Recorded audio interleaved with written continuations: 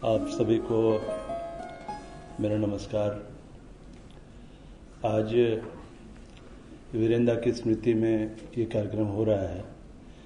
मेरा सौभाग्य रहा है कि उनके साथ 3 बार मुझे काव्य पाठ करने का मौका मिला। आज इस मौके पर आप लोगों ने याद किया, इस बात की बहुत खुशी है। 3 कविताएं सुनाना चाहूंगा। पहली कविता है खान बहुरूपिया। खान बहुरूपिया।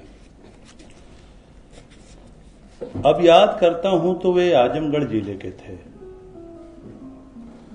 हमारे इस इलाके में गर्मियों में आते थे, सब उन्हें खान साहब कहते थे। वह बहुरूपिया थे, तरह तरह के भेष धरने वाले। खेती किसानी के बाद जो समय मिलता था, उसमें उस पुश्तैनी पैसे को उन्होंने जिंदा रखा था। हमने उन्हें जटाधारी शिव, पुजारी, Majnu, postman, Ravan, income tax का अफसर, पागल खूनी, पटवारी और भूत बनते देखा था बरसों।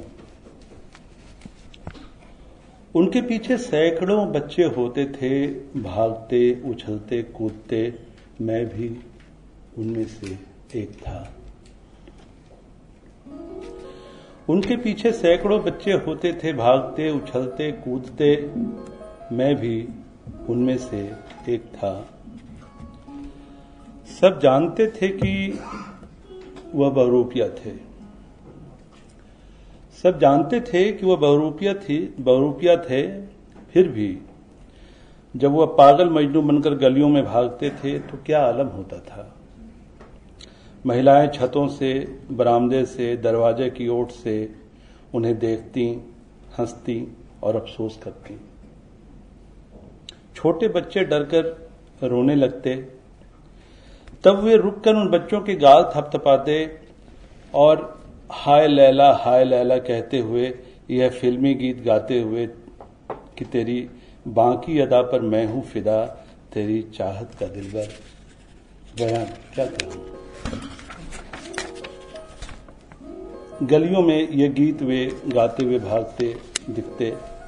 शाम होती तो साफ धुले हुए सफेद कुर्ते पाजामे में और सिर पर सफेद गमछा लपेटे, आंखों में सूरमा डाले, मोहल्ले के बड़े बुजुर्गों के पास बैठे मिलते। वे उनसे अपने देश की खेती बाड़ी के बारे में बातें करते, दूसरे शहरों गांवों के अपने अनुभव सुनाते। लोग उन्हें किस्सागों की तरह देखते और मुग्ध होते। उन्हें देखकर हम यकीन नहीं कर पाते थे कि दोपहर में चिट्ठियां और मनी ऑर्डर के लिए आवाज देने वाला पोस्टमैन यही आदमी था। 55 के उस बहुरूपिये के चेहरे पर एक नूर था। 55 के उस बहुरूपिये के चेहरे पर एक नूर था। वे सबको भले लगते। लोग उन्हें ससम्मान अपने दरवाजे पर बैठने को कुर्सी या मोढ़ा देते। बच्चे उन्हें कौतूहल से दूर से देखते। खान साहब उन्हें पास बुलाते, उनके स्कूल और उनकी कक्षाओं की जानकारी लेते। फिर कोई पहाड़ा सुनाने को कहते।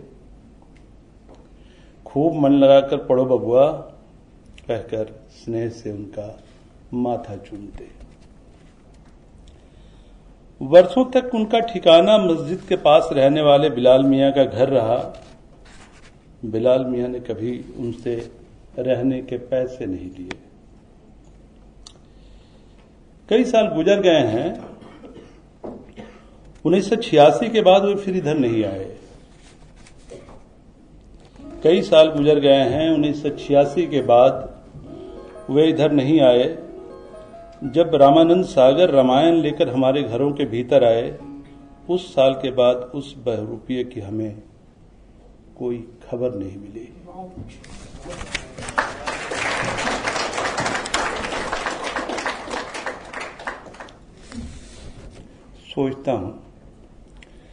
सोचता हूं अच्छा हुआ खान साहब आप 1992 के बाद नहीं दिखे। सोचता हूं अच्छा हुआ खान साहब आप 1992 के बाद नहीं दिखे, वरना भगवान शिव के भेष में देखकर किसी भी सिरफिरे का ज्ञान जाग सकता था। वह यह पूछ सकता था कि तुम जटाधारी कैसे बे? तुम कैसे जटाधारी? तुम्हारी हिम्मत कैसे हुई जटाधारी शिव बनने की? मनोरंजन की पारंपरिक दुनिया से धीरे धीरे विदा हो गए हैं अब बहुरूपिये भी। अब उन्हें किसी शहर या गांव में नहीं देखा जाता, वे हमारी दुनिया से जा चुके हैं।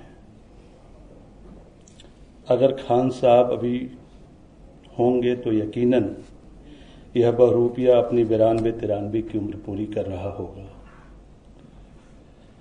सोचता हूं क्या उन्हें अपने उन जगहों की याद आती होगी जहां वे अपने जवानी के दिनों में गए होंगे। सोचता हूं क्या उन्हें उन जगहों की याद आती होगी जहां वे अपने जवानी के दिनों में गए होंगे, जहां लोगों ने सामने से उन्हें खान साहब कहकर इज्जत बख्शी होगी। फिर वे खान बहुरूपिया के नाम से मकबूल हो गए होंगे। खान साहब का नंबर भी मिल जाता तो पूछता कि क्या आपको नोनी हाट की याद है? खान साहब का नंबर भी मिल जाता तो पूछता कि क्या आपको नोनी हाट की याद है? खेती बाड़ी कैसी चल रही है? क्या आपके इलाके में भी बारिश कम हो गई है? आप आखिरी बार बहुरूपिया कब बने थे खान साहब? आप आखिरी बार बहुरूपिया कब बने थे?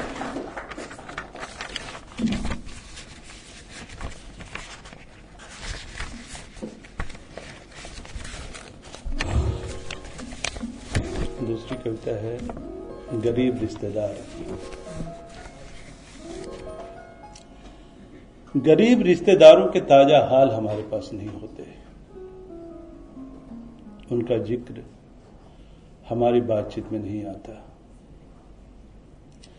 हम हमेशा जल्दी में होते हैं और हमारी गाड़ियां उनके दरवाजों से सीधी गुजर जाती हैं।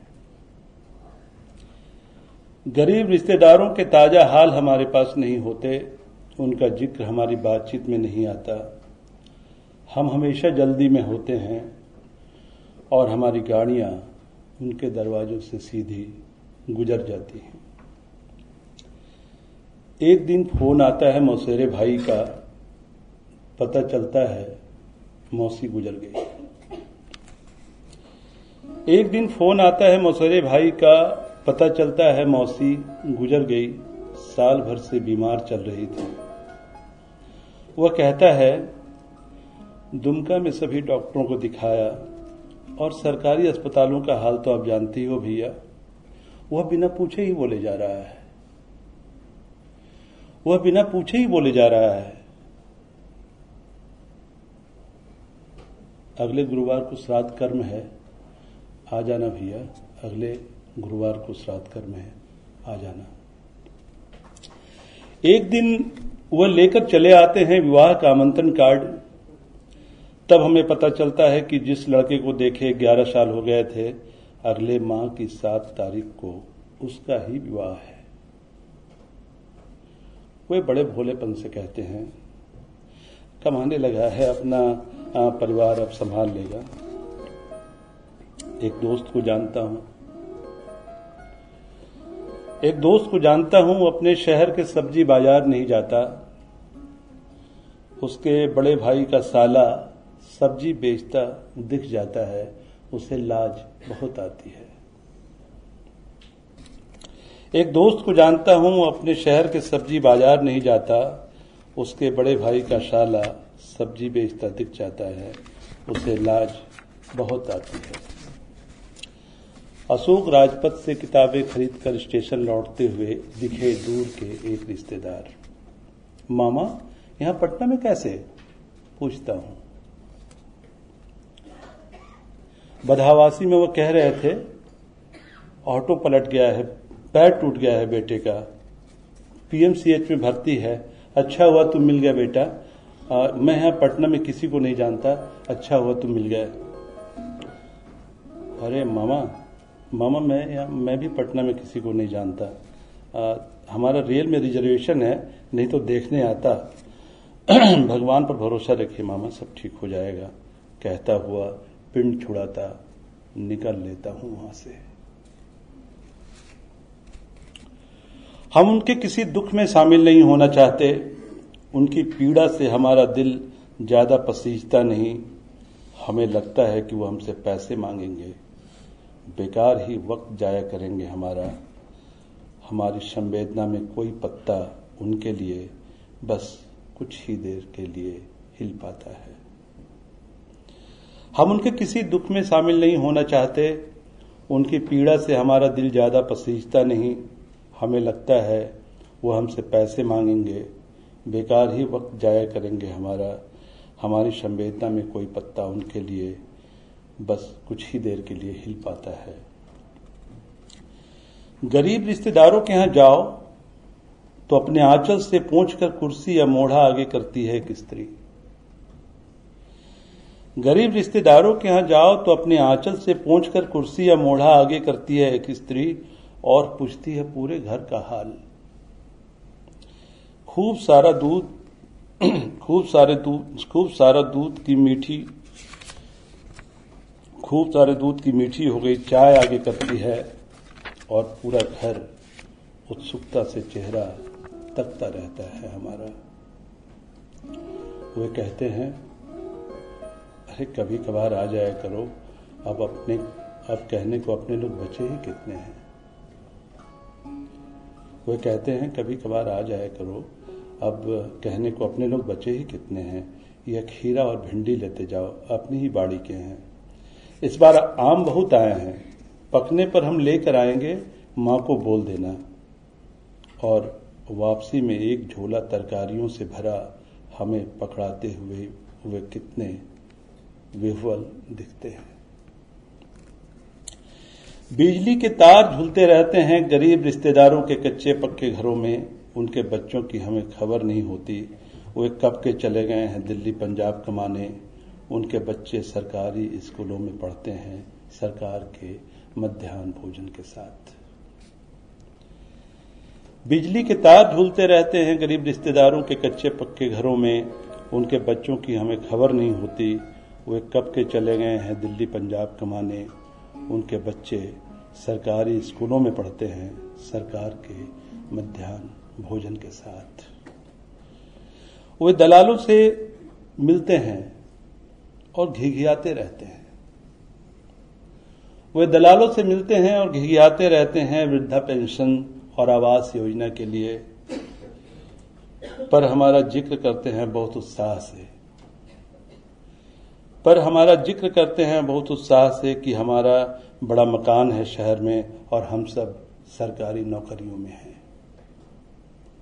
वह हमारा जिक्र करते हैं बहुत उत्साह से कि हमारा बड़ा मकान है शहर में और हम सब सरकारी नौकरियों में हैं, और हमारे मोबाइल फोन में उनका नंबर तक नहीं होता, और हमारे मोबाइल फोन में उनका नंबर तक नहीं होता।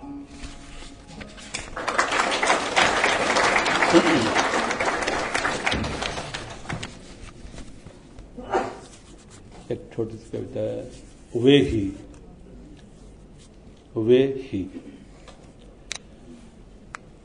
सोचा मिलकर ही कह देंगे कि नहीं आ सके आपके बेटे के ब्याह में,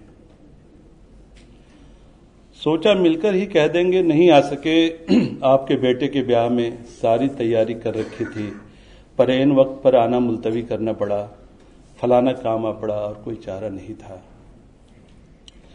जब खगेंद्र ठाकुर मरे पटना में, प्रेम प्रभाकर भागलपुर में, राम निहाल गुंजन आरा में, उनके अंतिम दर्शन करने आखिरकार जा ही सकता था। जब खगेंद्र ठाकुर मरे पटना में, प्रेम प्रभाकर भागलपुर में, राम निहाल गुंजन आरा में, उनके अंतिम दर्शन करने आखिरकार जा ही सकता था। यह ख्याल आता है अक्सर देर रात गए, यह ख्याल आता है अक्सर देर रात गए, या आधी नींद के बीच, जैसे कोई पत्थर आज भी सीने में लुढ़कता रहता है आत्मग्लानि का भार लिए। कभी धूप बहुत तेज होती है, कभी जाड़ा ही आ धमकता है, कभी धूप बहुत तेज होती है, कभी जाड़ा ही आ धमकता है, कभी बारिश और हवा इतनी तेज कि छाता संभाले नहीं संभलता। इस तरह से कई जरूरी मौकों पर जाना टलता रहा। अब सोचता हूं कि वे सारे बहाने ही थे, दुश्वारियों से बचने के लिए थोथे कुतर्क थे बस। अपने कवि होने की मानी पर शर्मिंदा होता हूं चुपचाप।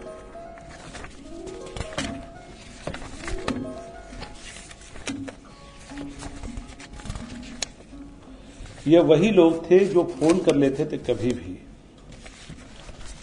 ये वही लोग थे जो फोन कर लेते थे कभी भी और कहते थे, बस ऐसे ही फोन कर लिया विनय, बहुत दिनों से तुम्हारा कोई समाचार नहीं मिला था, तुम्हारे पैर का दर्द अब कैसा है, घर का समाचार कैसा है, तुम्हारे भाई अब कैसे हैं।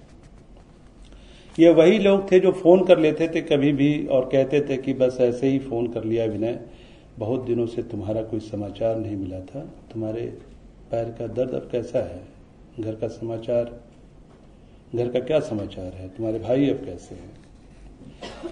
जो जेठ की तपती दोपहरी में किसी शव यात्रा में शामिल होते हैं,